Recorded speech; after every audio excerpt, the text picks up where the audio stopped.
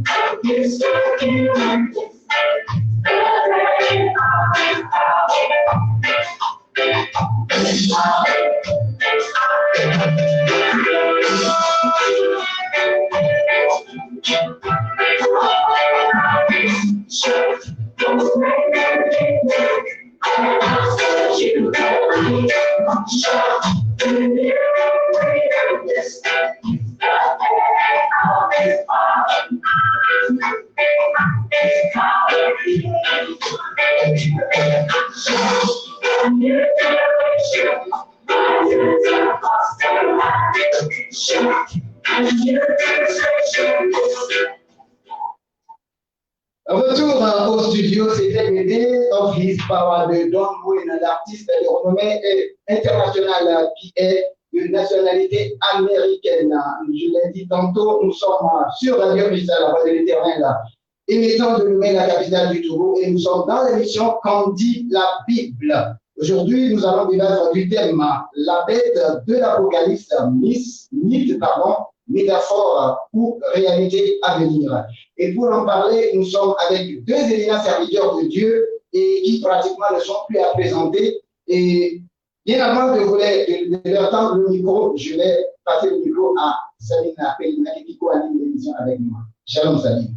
Shalom évangéliste, shalom mon cher pasteur, shalom fidèle ami auditeur de la radio Cristal, la voix de l'Éternel. Que la paix de notre Seigneur Jésus-Christ demeure avec vous. Amen, amen. Que la paix demeure avec vous. Alors, pour débattre de ce sujet, nous allons recevoir pour vous le pasteur Hassan Kokou Prosper de l'église méthodiste libre paroisse Mahanaïm de Manibeto, Lebasito. Et de l'autre côté, nous avons le pasteur Boniface Epé Ossiakoudali, qui est pasteur de l'église Jésus, homme sauveur. Il est écrivain et auteur de plusieurs livres. Alors, pasteur Hassan, shalom. Shalom, Bonjour. comment ça va? Ça va, grâce à Dieu. Shalom, pasteur Dani. Shalom, shalom, et shalom à tous ceux qui nous écoutent et celles qui nous écoutent. Merci beaucoup. Faut pas exclure les femmes. C'est très important. Alors, aujourd'hui, comme nous le disions tantôt, nous allons parler du thème la bête de l'Apocalypse, mythe, métaphore ou réalité à venir. Napoléon, Hitler, Saddam Hussein ont tous quelque chose en commun. De même que Mikhail Gorbatchev, Benito Mussolini, Franklin Roosevelt et plusieurs des papes. Quelques-uns ont été désignés. Outre les innombrables autres figures, connues ou inconnues, comme étant la mystérieuse bête décrite dans le livre de l'Apocalypse. Dans le siècle passé, les institutions comme la Société des Nations, les Nations Unies, l'international communisme et même le gouvernement des États-Unis ont aussi été appelés la bête. Alors, pasteur, ma question est celle-ci. N'y a-t-il pas toutes sortes de vues et d'interprétations humaines en ce qui concerne les prophéties de la Bible? D'abord, la bête de l'Apocalypse, est-ce un mythe, une métaphore ou une réalité à venir? Je tends d'abord le micro au pasteur Assa. Merci beaucoup pour cette question, vraiment très importante. Alors, pour aborder la question, pour répondre à cette question, nous sommes amenés à voir les différentes interprétations de l'Apocalypse. Voilà, pour interpréter l'Apocalypse, il y a 4 points de vue. Il y a le point de vue historique, il y a le point de vue prophétique, le point de vue futuriste et le point de vue symbolique. Et le point de vue historique considère le livre d'Apocalypse comme juste un livre d'histoire écrit pour les gens du siècle, du premier siècle. Donc ça s'arrête aux gens du premier siècle. Le point de vue prophétique considère l'Apocalypse comme une prophétie qui commence par s'accomplir au temps où il y avait la prophétie et qui s'étale à notre temps et au-delà de notre époque. Voilà. Le point de vue futuriste, lui, il ne fait aucun lien avec l'histoire, plus relation avec l'histoire. Il dit que l'Apocalypse, c'est pour la fin des temps. Okay. Maintenant, le point de vue symbolique refuse l'idée d'une relation nécessaire ou obligatoire des événements ou relations liées avec l'histoire, et puis il considère juste que l'Apocalypse est un recueil de symboles dont chacun doit être interprété différemment. Voilà donc les 4 points de vue. Donc, pour vraiment aller vers cette question, répondre à cette question, il fallait voir dans ces 4 points de vue. Alors donc, notre réponse dépendra du point de vue que nous adoptons pour l'interprétation de ce livre. Merci beaucoup, pasteur. Et pasteur Boniface, je me tourne vers vous pour poser cette question d'abord, parce que ceux qui nous voient de près et de loin, qui nous écoutent aussi, aimeraient savoir, c'est quoi un mythe, c'est quoi une métaphore d'abord? Puisque la question de savoir si c'est un mythe, c'est une métaphore, oui, on ne sait pas, mais qu'est-ce qu'un mythe, qu'est-ce qu'une métaphore? Merci beaucoup. Oui. Ce thème, je pense que quand on commence maintenant, ça peut faire 1 an, ça ne peut pas finir. Justement. Ça ne peut pas finir. Je remercie beaucoup mon cher frère Hassan qui a parlé de l'étude même du livre Apocalypse sur ces points de vue. Mais tel que le sujet est posé, on ne peut pas étudier l'Apocalypse sans les autres livres eschatologiques. C'est ça. Il y a plein de choses dans Daniel qui sont expliquées dans Apocalypse, justement. Que ce soit Ézéchiel, il y a plein de choses.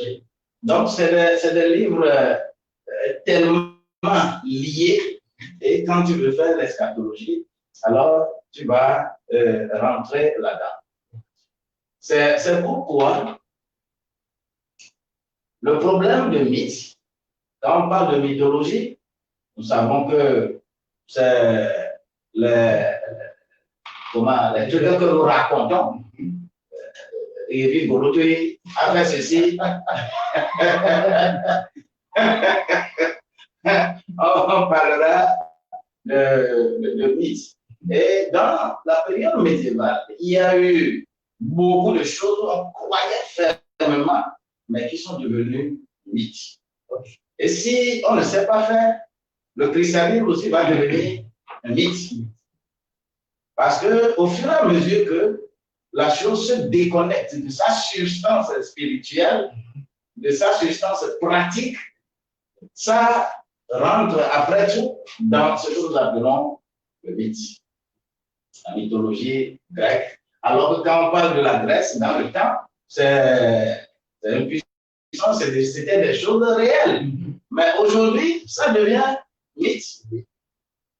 Et quand je vais vers le problème de métaphore, il y a effectivement dans la Bible est pleine de métaphores.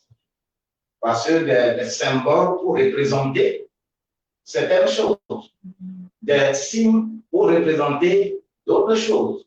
Et lorsque tu veux comprendre les choses bibliques, il faut aller au niveau spirituel pour les comprendre. Mais on dit, c'est le problème de métaphore qui amène les gens à se lever aujourd'hui et prendre un verset. On a écrit que c'est la bougie, donc il prend la bougie, il l'allume. Parce que c'est ce qu'on a dit. Au lieu de chercher ce qui est caché derrière, qu'est-ce que ça veut dire, la bougie spirituellement? Qu'est-ce que l'encens veut dire? Qu'est-ce que ceci veut dire? Si on ne le fait pas, on reste dans la logique de la métaphore. Mais métaphore est le grand symbole de la Bible. Et quand nous ramenons cela à notre thème, il s'agit bien de ces signes, la bête de l'Apocalypse, la bête de Daniel, la bête des autres livres, ainsi de suite, puisqu'il y a la bête partout. OK? Mais la plus grande partie est de revenir au niveau même de nos États. Quand vous voyez l'armoirie des États, c'est des choses prédites. C'est des choses prédites. Et quand nous prenons la Perse, les Mèdes, Babylone, Égypte, la Mésopotamie, en entier, tout ça là, lorsqu'on les prend, c'était prédit. Voilà. Et chacun vient représente son signe. Et vous allez constater que je ne sais pas pourquoi on ne prend pas autre chose pour faire des harmonies. Au Togo, la bête, c'est le lion. Des lions qui se font dos. Oui. Alors qu'ailleurs, tu verras des lions qui se font face. Tu vas au Ghana, tu vas trouver l'aigle. Oui, l'aigle. Comme aux États-Unis. Comme aux États-Unis. Ainsi de suite. Il s'agit bien de ces représentations-là qui ont été beaucoup plus dépeintes dans le livre de l'Apocalypse. Et nous allons voir la succession de ces bêtes-là avec leur stratégie. Parce que chaque puissance, tout en sachant que la première puissance mondiale, c'était l'Égypte.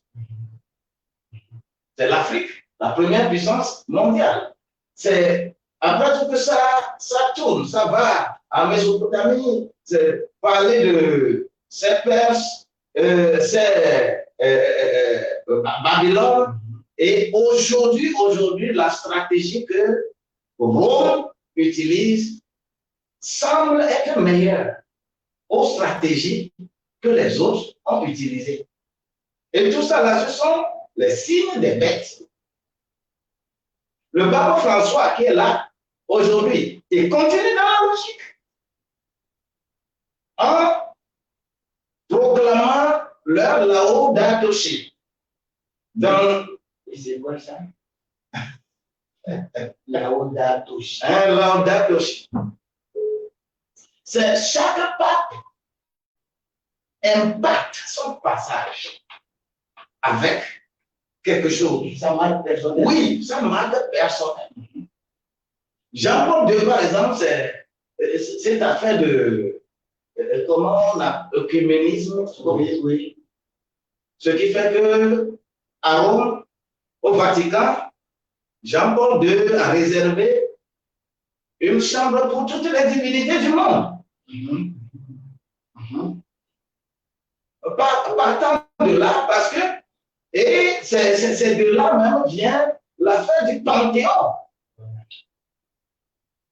Au départ, on réunissait les divinités, on les représente, et après, on amène le Marie pour dire qu'elle était morte, plus martyr que les autres. Je ne sais pas où on a écrit ça. Donc, on va représenter sa divinité plus grande, plus ronde que toutes les autres divinités. Et je le disais ici, c'était mon homonyme là, je ne sais pas, le pape Boniface.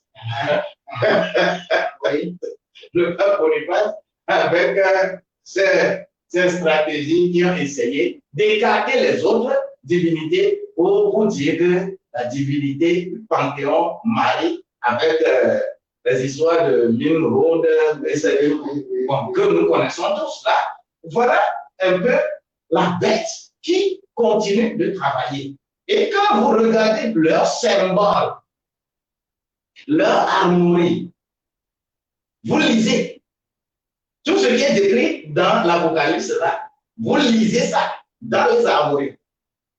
Quand un pays, un président, une présidence signe et on met le tampon là, prends correctement ça et décrypte.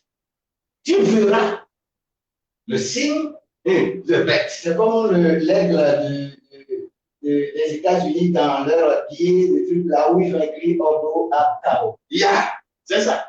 C'est comme ça. Donc, le signe de la bête, ça y est, c'est pour la domination. Apocalypse a prédit, Daniel a prédit, et tout ça là, ensemble, ça devient finalement une réalité que nous vivons. Parce que c'est ce que nous vivons. Que tu dises oui ou non, chaque bête, chaque domination a utilisé ses stratégies et il continue d'utiliser les stratégies. Les autres ont seulement pris en captivité.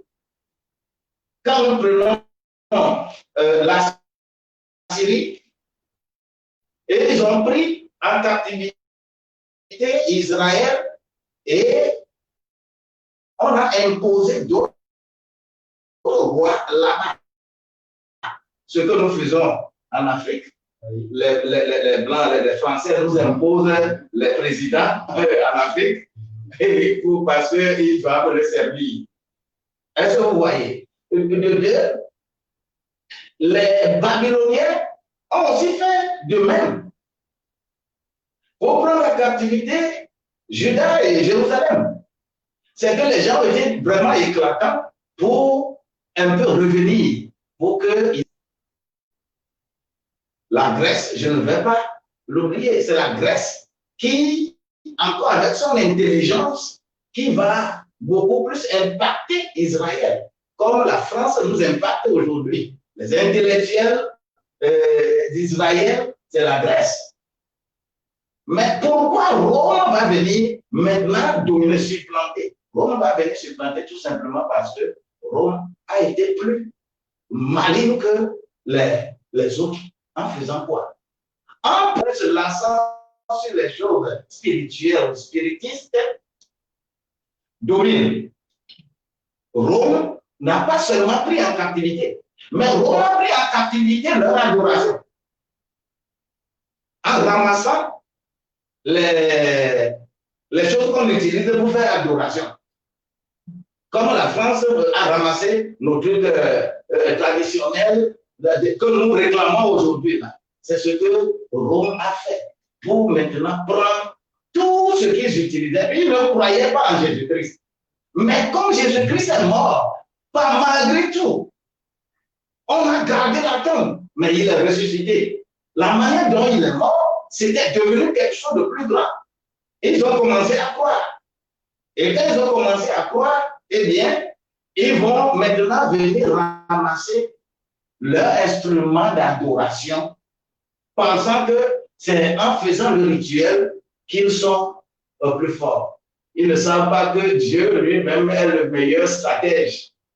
Et c'est pourquoi Dieu va dématérialiser correctement son adoration. Vous voyez un peu. Donc c'est ça un peu la situation. Ils ont pris, comme ça ne suffit pas, ils sont encore allés à Babylone, toutes les puissances dont nous parlons là. Ils ont collecté leur divinité un peu partout pour aller mettre maintenant à Rome là-bas pour dominer le reste.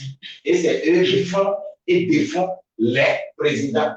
Tout président sur la terre là, élu ou au coup d'État ou quoi, qui est venu, qui soit président et qui ne va pas à Rome pour faire allégeance. On va faire la guerre dans ton pays jusqu'à ce que tu ne sois plus président. C'est de cette manière aujourd'hui que cette bête, la bête actuelle, est en train d'œuvrer sur le plan mondial. C'est ce que j'ai à dire d'abord. Merci beaucoup, pasteur, pour vos explications. Alors, pasteur Hassan, du point de vue prophétique, qui sera cette bête ou bien que sera cette bête? Est-ce une représentation? Est-ce un être humain? J'aimerais la façon de la partie des points de vue. Ok. Je parlais des points de vue. Alors, si je veux parler du point de vue historique, d'abord, oui, nous considérons de considérer la bête là, donc on parle comme un mythe. Ok. Alors, si nous voulons aller du point de vue symbolique, oui, donc nous prenons juste le livre d'Apocalypse comme un recueil de symboles. Alors, la bête dont nous parlons va être juste une métaphore artistique, érudite du français. Voilà. Okay. Alors, par contre, si nous allons du point de vue futuriste et prophétique, comme vous le disiez tantôt, le livre ou l'intégration de ce livre, nous y verrions une prophétie qui s'étale sur le temps, qui est accomplie dans le passé, qui s'accomplit et qui s'accomplit. Voilà. Vous voyez ça? Et donc, nous sommes en train de voir une bête qui n'est pas, comment dirais-je, entamée dans le temps, entamée dans le passé, une bête qui n'est pas seulement présente, mais qui se voit dans le temps. Donc, dans ce sens-là, je pense que cette interprétation implosive quand nous revenons un peu dans le livre d'Apocalypse lui-même, dans chapitre 1, le verset, je crois, le verset 3, 1 à 3 déjà, et le verset 19, qui dit que c'est écrit ce qui se passe, qui est déjà passé, qui est présent, qui va arriver. Alors ça, nous quittons la théologie systématique qui parle de ces points de vue, et nous venons vers la théologie biblique. Et c'est bien qu'on est, et que nous croyons que la bête, ce n'est pas une histoire inventée, ce n'est pas resté dans l'histoire, mais selon ce texte d'Apocalypse, dont l'auteur a fait mention dans ce que je viens de dire, la bête est une réalité. Cette bête ne peut être qu'une réalité. Ce n'est pas un mythe, ce n'est pas une métaphore artistique du français ou de la langue du style français, mais c'est une réalité. Alors, de quelle réalité s'agit-il? Là, on va entrer maintenant, on va poser la question. Je crois que cette bête-là, quand nous faisons marche en arrière, dans le livre de Daniel, par exemple, comme vous le disait, dans Daniel 7, bien sûr, quand nous faisons marche en arrière dans le livre de Daniel, nous voyons dans le chapitre 7 la vision de 4 bêtes. Alors, dans l'Apocalypse dont vous parlez, il a parlé de la bête dans le chapitre 13, et il parle d'une bête, une bête qui est sortie de la mer, une autre qui est sortie de la terre, et celle de la terre qui vient servir celle de la mer. Donc, ça veut dire qu'il y a une bête mère comme une femme, qui est sortie de la mer comme l'eau, merci, mère comme une femme. Maintenant, Daniel parle de 4 bêtes. C'est là où c'est intéressant. Quand nous prenons les textes juste à poser, Daniel parle de 4 bêtes. Dans le livre de l'Apocalypse 13, on parle d'une bête, mais qui a une forme de léopard avec, par endroit des formes de l'ours et des formes de lion. Mais dans le cas de 4 bêtes, une qui est léopard, une qui est lion, une qui est ours. C'est très intéressant. Et là, c'est là où il faut voir la dynamique de l'intégration de la Bible qui s'interprète d'elle-même. C'est ça. Si on ne sait pas faire, on croira que la vie, c'est une histoire. Mais c'est le cas de l'histoire. Je l'appelle un livre dynamique, d'autant plus qu'il parle d'une relation humanité et Dieu qui est vivant, qui est éternel, qui est toujours là. Donc, une dynamique qui, je parle des fois d'accomplissement partiel, les prophéties qui s'accomplissent, qui se sont accomplies dans le passé, oui, qui s'accomplissent encore aujourd'hui, qui s'accomplissent encore. Quelqu'un qui était malade, qui était guéri, on a prophétisé, aujourd'hui il y a des guérisons, et ainsi de suite. Ça, c'est la présence du royaume. Quand Christ est venu dire, le royaume est présent, il est parti, le royaume toujours est présent. Le royaume n'est pas encore, nous voyons que le mal continue, mais il dit le royaume est présent. Ça veut dire que par endroit, avec moi, le royaume, les avec toi et moi, vous êtes présent, parce que nous avons reçu Christ en nous. Mais un temps viendra où le royaume sera présent encore. Donc ça dit que la Bible même, ça dit que la prophétie, toute la prophétie de la vie s'accomplit, pas seulement dans le passé, pas seulement dans le présent, et définitivement à un temps donné que Dieu même a fixé. Voilà. Donc, la bête est sortie de la mer. Quand on voit dans Daniel aussi, la bête est sortie de la mer. Oui. Cette bête qui est l'ours, qui est lion, qui est le leopard, la même chose pour Daniel. Et quand nous voyons un peu, il y a 10 cornes de cette bête dans Daniel, 10 cornes aussi dans l'Apocalypse. Voilà. Quand nous voyons un peu la bête de Daniel qui dit des grossièretés, des choses arrogantes, ici dans l'Apocalypse, on parle de la formation de Dieu. Ouais. Et la bête de Daniel fait la guerre contre les saints qui le vainquent, qui a pris dessus. Et la bête de l'Apocalypse aussi a fait la guerre contre les saints qui les a vaincus. Voilà. Alors, si nous prenons ces similitudes, qui sont des parfois de deux écrits qui sont dans le temps distancé, même dans l'espace distancé, nous voyons que l'histoire de la bête, ce n'est pas une histoire inventée, une histoire restée close dans l'histoire, mais c'est une réalité, c'est pas un mythe, c'est pas une métaphore, c'est une réalité. Donc, au-delà de ce constat aussi, on peut voir dans le livre de Daniel, sa vision, une certaine évolution dans la vision, dit qu'à un certain moment, la bête va régner, et après, on va l'utiliser cette profession. Nous voyons la même chose dans l'Apocalypse. C'est pour vous dire que, c'est juste pour vous expliquer que l'histoire où la bête de l'Apocalypse, ce n'est pas un mythe. Je viens à la réponse. Oui, ce n'est pas un mythe. je vous suis quand vous ne voulez pas, je vous dis que vous n'avez pas répondu à ma question. Je vous suis. Voilà, ce n'est pas un mythe, c'est une réalité. Parce qu'on ne peut pas voir ces preuves, surtout quand je prends Daniel, juste opposé à l'Apocalypse, distancé dans le temps. Parce que Daniel, c'est vers environ 165 avant Jésus-Christ, et l'Apocalypse, c'est sur 15 après Jésus-Christ. Oui, oui. Ouais, donc ces deux histoires, si nous le prenons, distancées dans le temps, on ne peut pas croire, on ne peut pas dire que la bête, c'est une histoire inventée, ce n'est pas un mythe, quel qu'il soit lié à la religion d'une nation, mais c'est une réalité, c'est une vérité. Vous voyez? Donc, la relation prophétique de Daniel, nous le disons, la relation politique sur la bête est très loin d'être un mythe, loin d'être une métaphore. C'est une réalité. Et nous allons venir maintenant vers cette réalité, comme papa le disait, comme mon père le disait. La bête, c'est la bête ou les bêtes. C'est un ou des rois. C'est un ou des reines. C'est un ou des royaumes. Et ce n'est pas nous qui disons de nos chefs. Daniel, tout comme Apocalypse, Daniel a eu l'explication de la vision. C'est ça qui est intéressant. Quand on lui a donné la vision, celui qui lui a donné la vision lui a encore expliqué la vision. Donc, nous n'avons pas. Ce problème de bête qui est apocalyptique, bien sûr, difficile à interpréter. L'Apocalypse, on sait que ça nature difficile à interpréter. Mais heureusement, pour le problème de bête, il y a l'explication, il y a l'interprétation. Daniel a reçu la même vision et on lui a donné l'explication. Même dans l'Apocalypse, il y a l'explication dans Daniel 7, 15 à 28. Dans l'Apocalypse de 17 à Apocalypse 17, verset 10 à 12, il y a l'explication. Cette explication, c'est que c'est des rois, c'est des règnes, c'est des royaumes. Maintenant, quel royaume aujourd'hui? Quel règne aujourd'hui? C'est ça qui reste à voir. Merci beaucoup, pasteur. Mais jusque-là, je ne suis pas satisfait en ce qui concerne ma question. C'est vrai, vous êtes y arrivé. Alors, je retourne encore la question au pasteur Boniface. Oui, et le pasteur Assaf parlait tout de suite des royaumes, parlait des rois.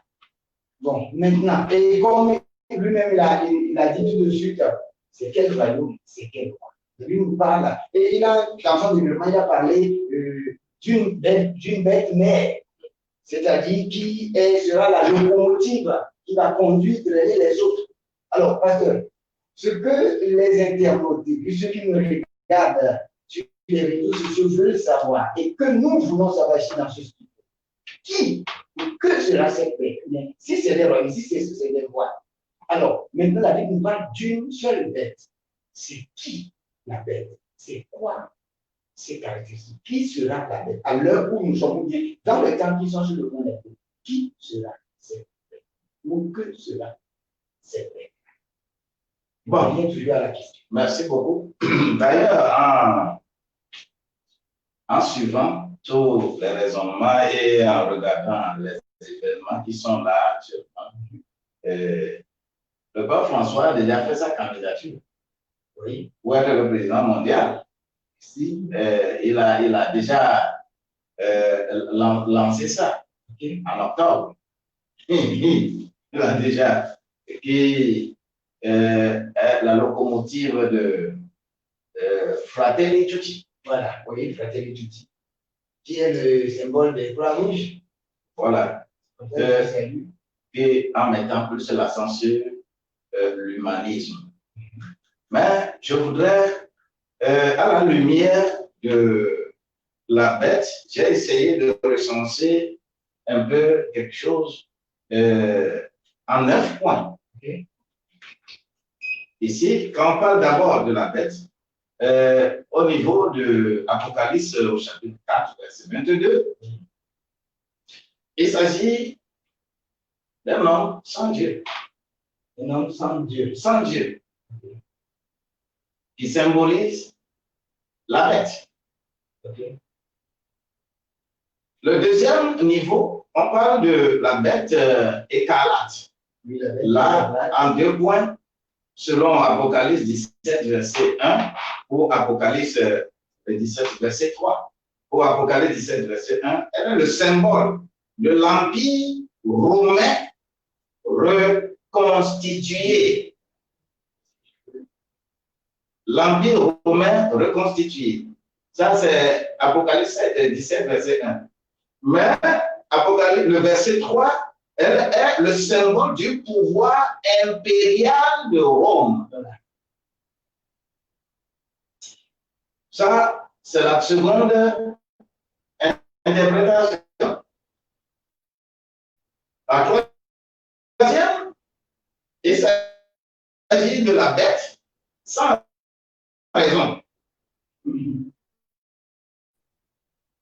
qui est représentée par dans 2 Pierre au chapitre 2, verset 12. Il s'agit de l'homme qui, non, par l'esprit de Dieu. Les gens qui n'ont pas l'esprit de Dieu, on l'appelle la bête. Au niveau, le 4e niveau, j'ai recensé ici, il s'agit de la bête, la Ézéchiel 34, qui va en parler. Et quand nous parlons de Ézéchiel 34, il s'agit de faux pasteurs. Des faux pasteurs, des gens qui se disent pasteurs, mais ils ne jouent pas le rôle de pasteur. Quand vous allez voir ce qui est réservé pour eux. Ça, c'est au niveau 4. Ézéchiel 34, verset 25. Ce sont les ennemis réels des enfants de Dieu. Ils sont les faux pasteurs. Au niveau 5, on parle de la bête et des champs.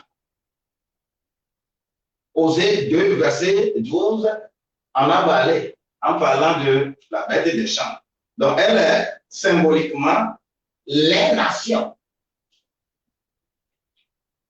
Et quand vous prenez Osée dans son ossature, vous allez vous rendre compte de comment Israël devient tellement rebelle et qu'on va avoir pitié. Et Osée lui-même va lui dire d'aller prendre une femme prostituée pour symboliser réellement ce que cette nation qui est bête là, cette nation, comment travailler ça pour ramener cette nation à Dieu. Et c'est le travail que Osée a fait. Au niveau 6, il s'agit de la bête des roseaux. Et c'est Psaume 68, verset 30 que j'ai essayé de mettre ici. Symboliquement, elle nous parle de l'Égypte. La bête des roseaux.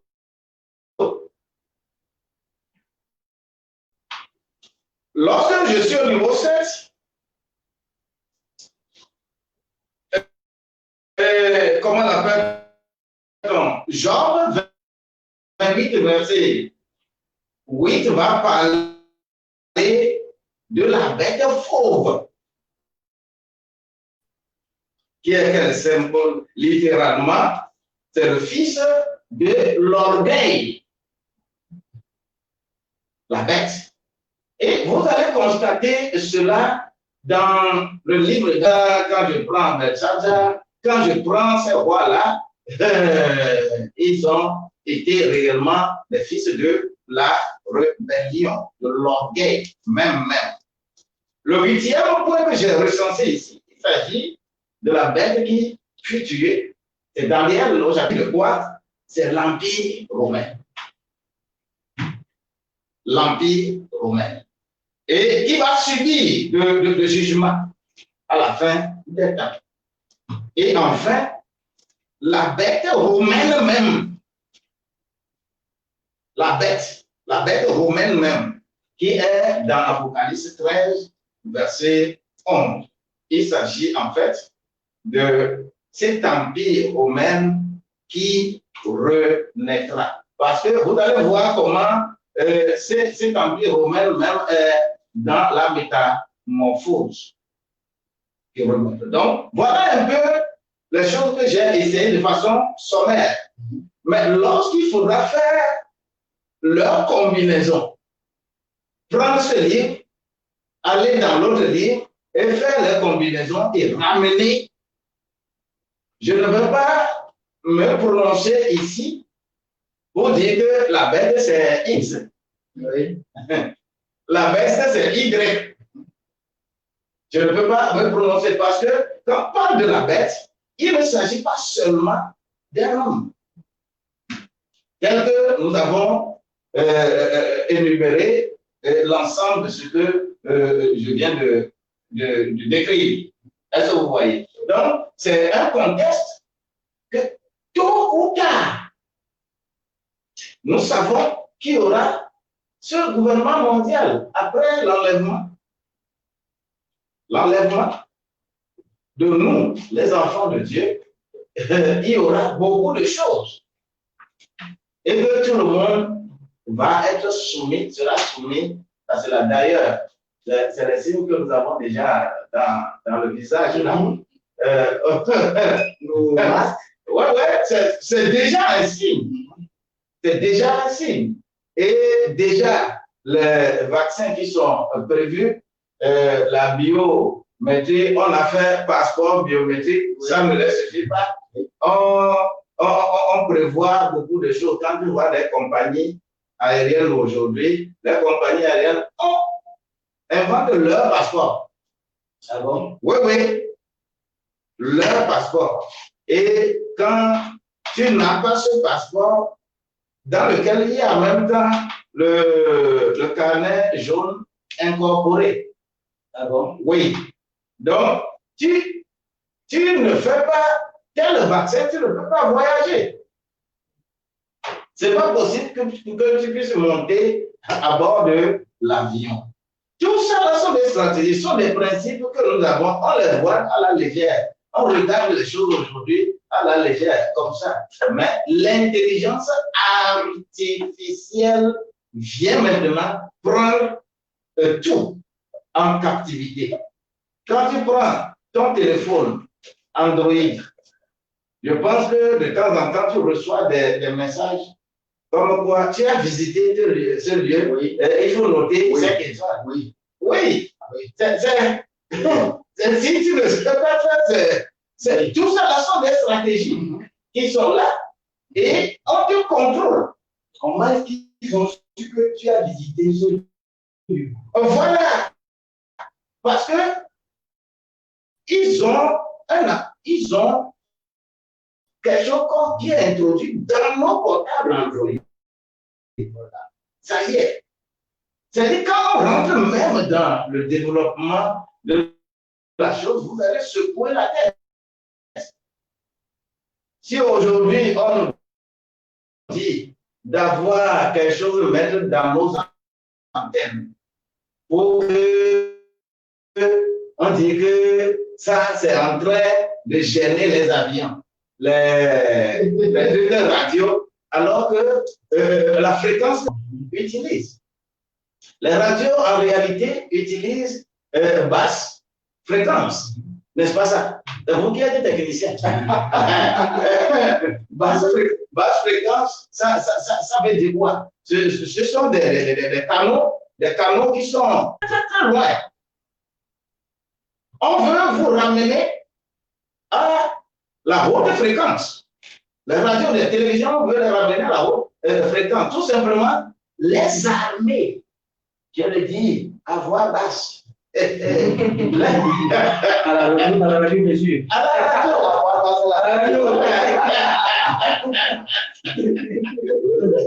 Les armées veulent récupérer cette fréquence basse.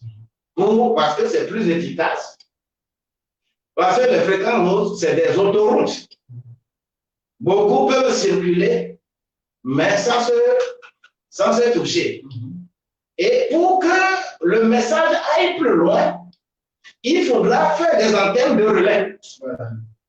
Beaucoup plus d'antennes de relais. Avec basse fréquence, on n'a pas besoin de beaucoup d'antennes de relais. Mais avec haute fréquence, on a beaucoup.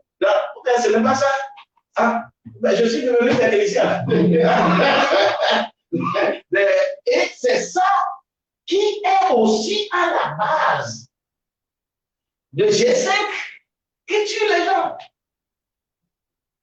Parce qu'avec les antennes maintenant trop rapprochées, avec leur oscillation, avec leur ça crée plus de vibrations au niveau du corps humain. Tout simplement, on veut faire ça pour contrôler toi et toi. Bon, je me pose une question. Qu'est-ce que ces blancs-là cherchent et on veut G5 nécessairement en Afrique? Ça, c'est la question qu'on se pose. Quel est l'objectif? Il est possible, quel est l'objectif? Nous-mêmes, on est là. Si on n'a pas G5, on y va. Hein? Mais on fait tout. Nous sommes sûrs. Togo aussi, on fait déjà la publication comme ça. G5 est déjà là. G5. Alors que nous ne maîtrisons même pas encore G4. On n'est même pas très bien arrivé dans G4. Moi, mon internet est là, pas de connexion, ça fait déjà un bout de temps. On n'a pas encore solution. On court vers G5, pourquoi? C'est pour te contrôler. C'est pour que toi, tu utilises ce petit appareil là, on va te contrôler là où tu restes la nuit. Plus là, l'appareil, c'est que c'est là où tu dors. J'avais un appareil iPhone. Quand je quitte le service, quand je quitte la maison, vous êtes arrivé au service. Quand je quitte le service, j'arrive à la maison, aussitôt arrivé devant ma porte, oui, vous êtes arrivé à la maison. Voilà. Quand je suis quand j'arrive à l'église, vous êtes arrivé à l'église. Ah bon? Je dis, mais cette histoire-là. Bon. Et là, il me semble bien que c'est de la technologie. Oui, la technologie. C'est ça. Je pense que ça doit être ici, là. Un petit appareil qui parle, qui parle. Ah, malheureusement. Malheureusement, ah, c'est ça. Ça. Ça là. Ça. Ça là. Mais tu arrives là. Là, il était. Elle a dit d'aller aussi, vous êtes dans la situation. Ah ici, oui, et puis j'ai dit, quand j'arrive ici, il a dit, venez mon studio. L'intelligence artificielle pour remplacer l'intelligence humaine. Et tout ça là monte vers les gens qui prônent la mondialisation, la globalisation de l'économie, et que les autres soient devenus des marionnettes sur la terre. Et c'est là où on veut nous conduire. La bête est au centre de tout ça. C'est ce que les livres écrivent. Merci beaucoup, pasteur, pour ce développement très intéressant. Je vais passer le micro à la sœur Sabine qui a une question pour le pasteur Assa. Oui, merci évangéliste. Ma question est pour le pasteur Assa. Quelle est la vision de la bête, puisqu'il y a eu des bêtes qui ont œuvré dans le temps et de façon différente. Et dans notre époque actuelle, quelle est la vision actuelle de la bête? En tout cas, nous, quand je reprends à chaque disait celui qui dit la bête était et n'est plus, mais elle paraîtra. Donc, ça veut dire que la bête a travaillé et continuera pas à travailler. Bon, si nous voulons comprendre la mission de la bête, c'est comprendre la mission de la bête qui a été. Voilà. Et quand on voit Gandhi, la police, la Bible dit qu'elle était venue pour ravager, pour tuer, pour manger, pour détruire. Et quand on appelle bête, nous voyons l'idée de férocité, l'idée d'animosité, l'idée de domination, l'idée d'intimidation, parce qu'il est ours, il est lion, il est léopard, des animaux féroces. Donc la bête a une mission de détruire. La Bible a dit même, bien précisé qu'il a fait la guerre contre les saints, qu'il les a vaincus. Donc la mission de la bête, en fait, c'est pour détruire le Christ et ses œuvres, le Christ et ses enfants. Donc, quand on parle de bête, nous comprenons maintenant. Quand on parle de bête, on parle de règne. C'est pour cela que, comme il le dit, tu peux lire le règne et voir que c'est la bête, ou c'est pas la bête, avec ces caractéristiques que nous allons le voir. Donc, la bête, dans le temps, dans son évolution, en passant par les époques, il a reçu la mission de détruire, de s'élever, de s'ériger contre le Christ et son règne. Donc, c'est ça la caractéristique principale. La bête, s'élever contre le Christ et son règne, s'élever contre les saints, les détruire et les tuer, boire le sang des saints. Donc, c'est ça spécialement sa mission, détruire le royaume, s'élever contre le royaume du Christ.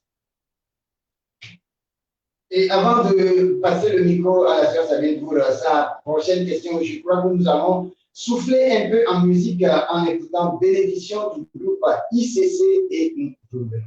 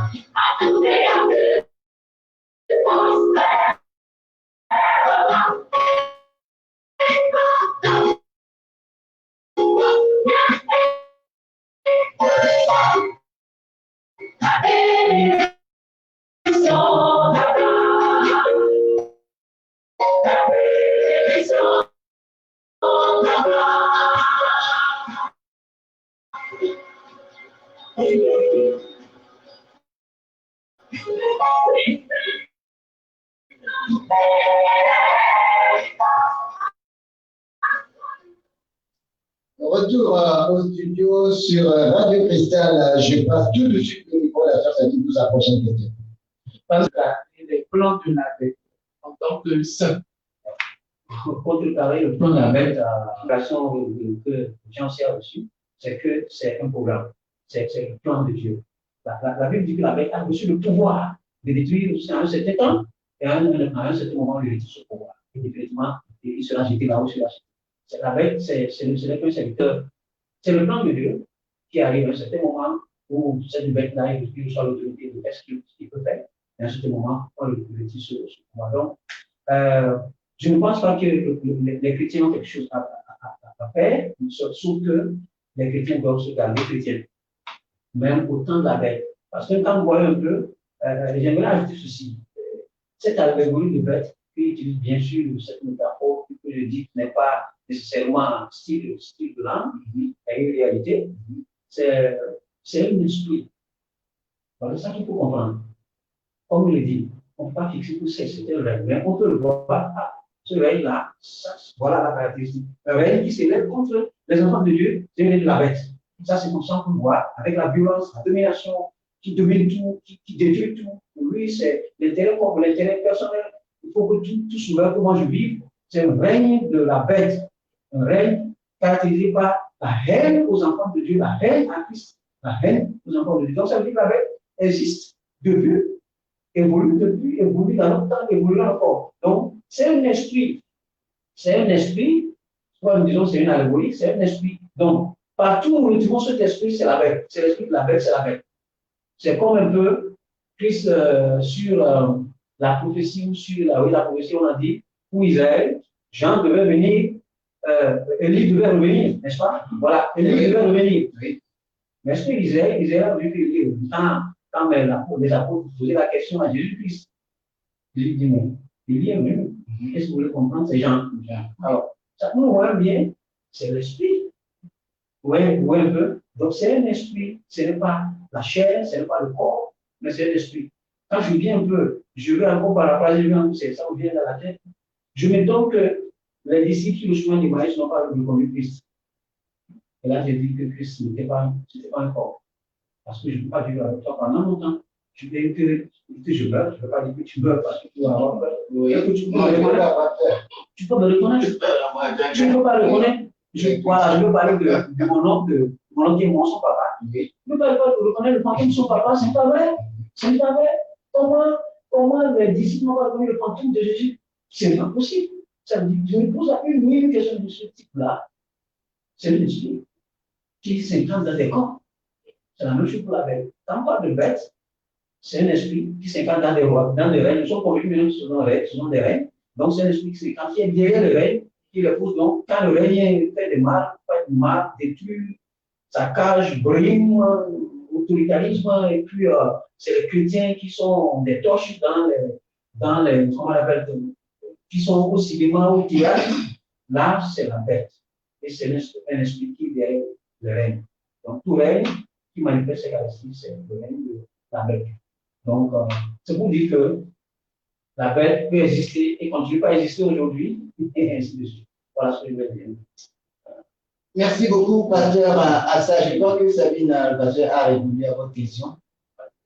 Alors, la troisième question est sur. Et vous venez de dire dans votre intervention que c'est un personnage et Dieu même a permis que ce personnage intervienne. Et est-ce un test pour juger la foi des enfants de Dieu? Un test pour jouer, oui, et non. Oui, parce que en réalité, quand je monte un peu à Job, je monte pas, j'ai été capable de mettre Job comme le terrain de glisse. Moi-même à l'époque, comme terrain de glisse, entre lui et Satan, ça veut dire que Job était devenu un terrain de jeu entre lui et Satan. Je peux faire. Moi, je sais qu'il ne va pas m'aider. C'est dire que le christianisme, même, c'est qu'on ne comprend pas. C'est pour cela qu'il y a beaucoup de choses, les gens sont déçus. Quand on crie, bien dit, mais ce qu'on a dit là, c'est pas trop. J'ai vu sur le fond, parce que ce qu'on lui a vendu, c'est pas ça. Nous vendons un christianisme moins cher, un christianisme qui vous fait voler en avion, qui vous fait avoir des beaux habits, et vous n'allez jamais avoir faim, et tout ça, ce n'est pas le christianisme. Le christianisme, c'est une vie avec Dieu, et cette vie, c'est une vie chère, ce n'est pas une vie monnayée. Alors, ça veut dire que ça peut être un test. Parce que Dieu, ce n'est pas des ramassis qu'il cherche, c'est des valeurs, c'est des choses précieuses. Satan veut ramasser, mais Dieu veut avoir des enfants, des gens qui peuvent répondre, comme il disait la dernière fois, des gens qui sont prêts à se sacrifier, des gens qui sont prêts à se sacrifier, à se sacrifier. Donc, ce n'est pas n'importe quoi que Dieu recherche. Et test, et pour prouver à Satan que quoi qu'il arrive, j'ai mes élus. Parce que la Bible a dit que même s'il avait été là, ceux-là qui n'étaient pas élus dès la fondation du monde, qui vont l'adorer. Voilà ce que le texte de l'Apocalypse a dit. Ceux-là qui n'étaient pas élus, dont le nom n'était pas écrit depuis la fondation du monde, ce sont ceux-là qui vont l'adorer. Donc ça veut dire que ceux qui vont adorer ce n'est pas que moi, si nous croyons à Christ, ce n'est pas que moi. Quoi qu'il arrive, nous resterons attachés à notre Seigneur. Et cela ne viendra pas de nous Jésus. Ça viendra de la foi du Saint-Esprit qui est en nous. Par exemple, moi, si je suis encore pasteur, le Dieu peut témoigner de moi, c'est le Saint-Esprit. C'est la force du Saint-Esprit. Parce que, pas laisser mon, comme je voulais dire, pas laisser mon, j'ai eu ma maîtrise en historie. Je l'ai préparé même quand j'étais à l'école pastorale. Donc, j'ai quitté le campus en 2000. C'est ça. Et après, c'est en 2011, je faisais la licence. Et après 10 ans, j'ai fait la maîtrise en historie. Quand j'étais déjà pasteur. Donc, parce que je voulais étudier. J'ai étudié en tête, présentement, même je veux le faire. Mais j'ai abandonné tout ça. J'ai abandonné l'argent. Je n'ai pas mon aide, je n'ai pas cherché à dire, bon, voilà mon diplôme, je vais travailler, je n'ai jamais fait ça.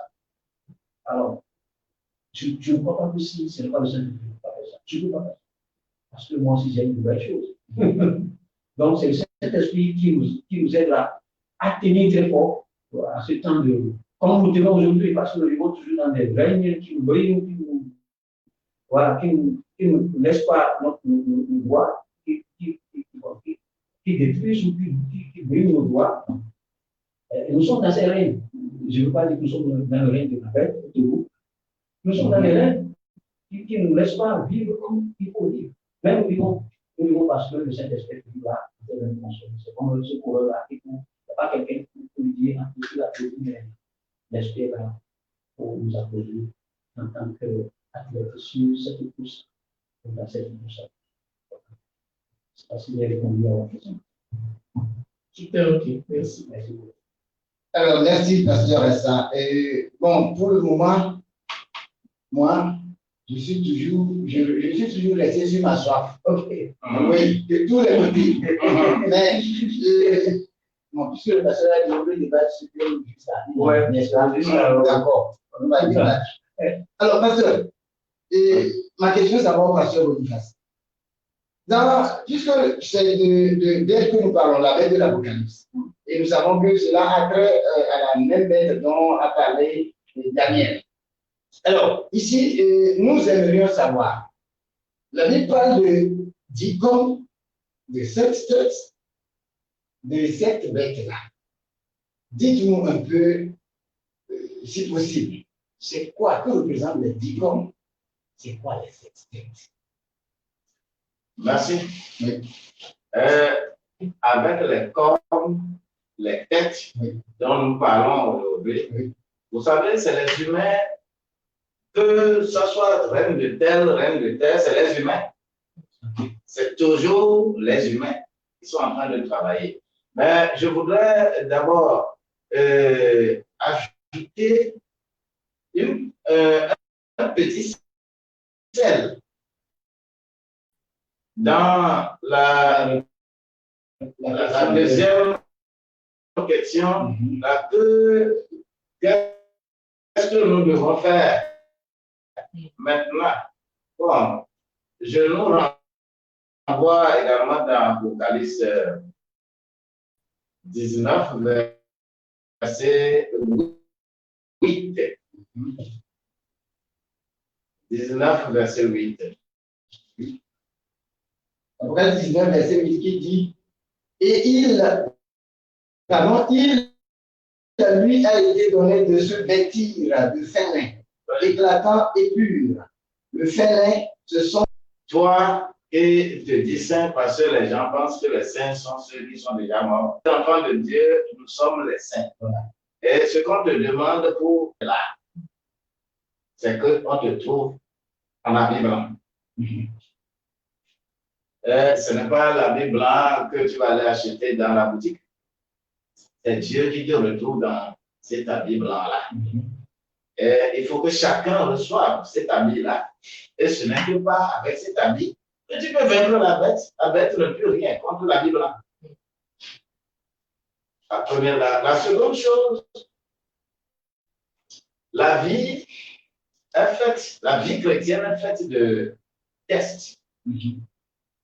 Que tu sautes à l'air aussi à revenir. Les tests sont là. On ne peut pas se dérober des tests.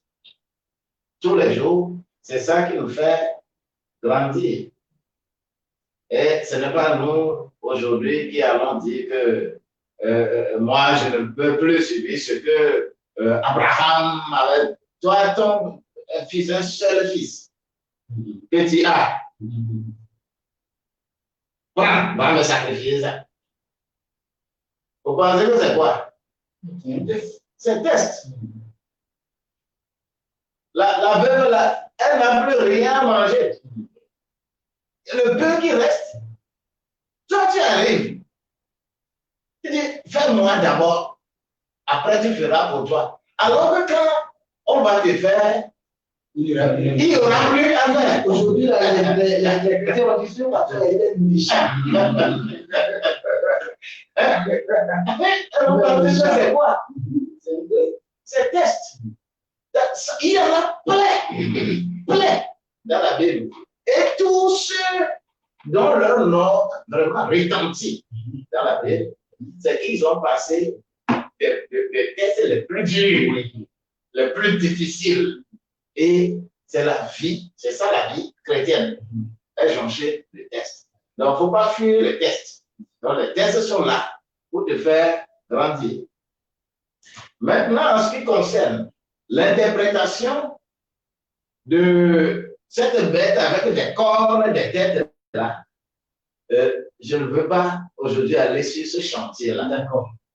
Quand je vais tomber sur ce chantier-là, je vais faire le tour de tout ce qui s'est passé depuis même Genèse 3, verset 15.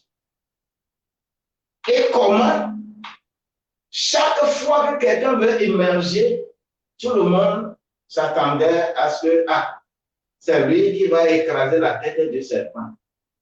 Quand Moïse est là, on dit que c'est lui qui va écraser la tête du serpent. Quand, que ce soit Josué, que ce soit, ça dit, tout ce qui s'est passé juste à venir, on va aller derrière pour maintenant revenir faire des simulations avec ce qui se passe aujourd'hui. Comment ça évolue aujourd'hui. Comment les autres dominent aujourd'hui. Comment les religions, c'est-à-dire l'esprit religieux, comment l'esprit religieux domine aujourd'hui. Et qu'on dise que la religion là est meilleure à la religion là. Tout ça là, quand on parle des cornes, quand on parle des cornes, jamais dans ma maison aussi. Toi aussi, tu en as dans ta maison. Et c'est ce que nous appelons à la maison là, euh, acclama,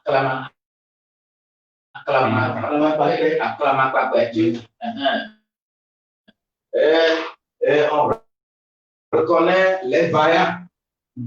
On reconnaît les vaillants de cette manière-là. Et les corps qu'ils ont, les animaux qu'ils ont tués, ainsi de suite, ils amènent toujours les cornes et on dépose, on met toujours les mâchoires, les cornes, on les met là. Tout ça là sont des symboles bibliques que les gens utilisent aujourd'hui d'une autre manière. Ce qui fait que quand je vais commencer à parler de ces 10 cornes, ce que c'est, par rapport à ce qui se passe aujourd'hui, je pense que je vais m'arrêter. On revient, on va rien que parler de cornes, de ces cornes-là. Simplement un peu à Daniel 7, oui, verset 24, pour arrêter. Il est dit qu'on soit un autre célébrat après. Voilà. Donc, par rapport à, comme ici, en fait, c'est le roi. Nous disons que la bête, c'est le règne, c'est le royaume, c'est les rois, c'est le roi ou c'est le royaume. Donc, les icônes disent justement que ce sont des rois. Donc, si nous prenons les cornes comme les bêtes, tout ça, tout ce qui nous entoure, c'est le règne, roi, différemment. Mais comme tous les gens qui ont le roi, on parle de roi, on parle de puissance, on parle d'autorité, on parle de tout ce qu'on veut. Voilà un peu pour ajouter à ça. Merci beaucoup, Pasteur Salim. Est-ce que vous avez encore une question? Alors, Pasteur, ici, nous voyons que la vision de Daniel, et lui, Daniel a vu 4 bêtes différentes. Et si nous nous référons au livre d'Apocalypse, Jean voit une seule bête, mais qui a toutes les caractéristiques des bêtes que Daniel avait citées dans sa vision. Alors, ici, la Bible nous dit que le dragon lui donna sa puissance, son trône et un grand pouvoir. Ce dragon-là, c'est qui? Et pourquoi donne-t-il sa puissance, son trône et un grand pouvoir à la bête? En tout cas, quand moi je suis au Togo, je vais parler des éléments du Togo, les éléments de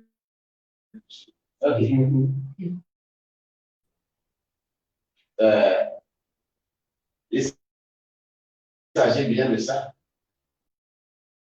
Le Léviathan. Le serpent tortue. Oui. Il s'agit de ça. Et cela incarne beaucoup aujourd'hui. Tu as l'histoire à l'école. Bien sûr. Le peuplement du Togo. Les éléments venus du nord. Est-ce que tu as appris des éléments venus du sud? Non. Mais spirituellement, il y a les éléments venus du sud. Et plus ce sont ces éléments venus du sud qui dominent et qui travaillent, qui dominent aujourd'hui beaucoup. Donc, moi, je ne veux pas aller par 4 chemins. Mais ici, on parle des nations.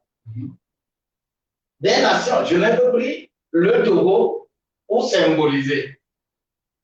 Et l'esprit de l'eau, l'esprit de l'eau est l'esprit supérieur à l'esprit de la terre, à l'esprit de l'air. L'esprit de l'eau est plus puissant. Le sorcier est le point culminant, la sorcellerie est le point culminant des esprits de terre. Mais le sorcier ne fait pas pam pam pam pam devant l'esprit des hommes. Non. Il ne peut pas. Jamais. C'est pourquoi d'ailleurs vous aurez des animaux 1000 fois plus gros dans la mer que sur la terre. Donc, tout ça là sont des symboles. Et on dit que les bêtes ont venu d'où? De la mer. Tout ce que nous disons bête, bête, bête. La majorité de ces bêtes-là, on dit que elle venait de la mer. Et ça va avoir de la puissance. Maintenant, c'est la description par rapport aux situations géographiques, par rapport aux ethnies, aux cultures, aux traditions que nous avons un peu partout, qui nous permettront de resituer ça. Parce que la Bible est un écrit universel. Et il faut chercher à appliquer ça de façon universelle que de chercher à mettre un accent restreint. Pour ça, vous dire que c'est ça ou c'est ça. Ça symbolise tout le monde. C'est ce que je peux dire. Merci beaucoup, pasteur. Est-ce que le pasteur a ça quelque chose à ajouter? Oui, j'ai posé la question de savoir c'est qui ce dragon et pourquoi ce dragon donne-t-il puissance, trône et plus grand pouvoir à cette bête? Comme nous avons vu dans le chapitre 12, il y avait le dragon qui a fait la guerre à la femme. Voilà. Donc, on voit que c'est les chrétiens, en disant qu'il a reçu la mission de détruire les chrétiens. Rien sur la terre est terrorisé et surtout que les chrétiens les détruisent. Donc, le dragon, c'est Satan, c'est Léviathan, qui s'oppose au plan de Dieu, qui s'oppose au bonheur de l'homme, enfant de Dieu. Et donc, il a comme prophète, comme serviteur, juste comme Dieu s'est envoyé Jésus-Christ. Lui aussi, il a ses émissaires. Juste comme Jésus-Christ envoie ses disciples, le dragon aussi a ses émissaires. Donc, c'est le chef, une personne qui organise son royaume et qui envoie ses acolytes, ses émissaires, ses compagnons, ceux qui sont tombés avec lui, bien sûr, lesquels a de l'autorité, la puissance, parce qu'il a aussi cette puissance de Dieu. Donc, il les influence, il les envoie. Donc, le dragon, c'est Satan en personne, c'est le diable qui a ces petits prophètes, ces serviteurs qui sont, dont l'une est la bête. Je dis que c'est un esprit qui est derrière les hommes, qui est derrière les reins, comme un esprit qui est derrière nous aussi, un esprit qui, je dis, il y a la possession et l'influence. Toi et moi, nous sommes des enfants de Dieu, nous sommes possédés par l'esprit de Dieu. Nous ne pouvons pas vraiment être influencés par l'esprit de l'avant, mais il ne nous domine pas, il ne nous possède pas. Du même côté aussi, l'autre qui n'est pas un enfant de Christ, il est possédé par l'esprit du diable, il peut être influencé par lui parce qu'il est une créature de Dieu. Dieu utilise toutes choses. Donc, voilà un peu la chose. Donc, ce dragon, c'est un esprit, mais qui peut être manifesté, qui peut se manifester à travers des hommes, à travers des règnes, à travers des puissances, à travers des autorités. Voilà. On le voit toujours comme des gens qui veulent être influents, qui veulent dominer, qui veulent tuer, qui veulent détruire, puisque la nuit est venue pour détruire, pour saccager, pour piller. Donc, des gens qui ont cet esprit de piller, de saccager, de tuer, de détruire, de dominer, c'est des gens qui on peut appeler comme des bêtes, comme des. Donc, ce n'est pas spécifiquement une seule personne, mais c'est un seul esprit. Voilà. Ce n'est pas une personne, mais c'est un seul esprit qui peut agir à travers beaucoup de personnes, beaucoup de nations,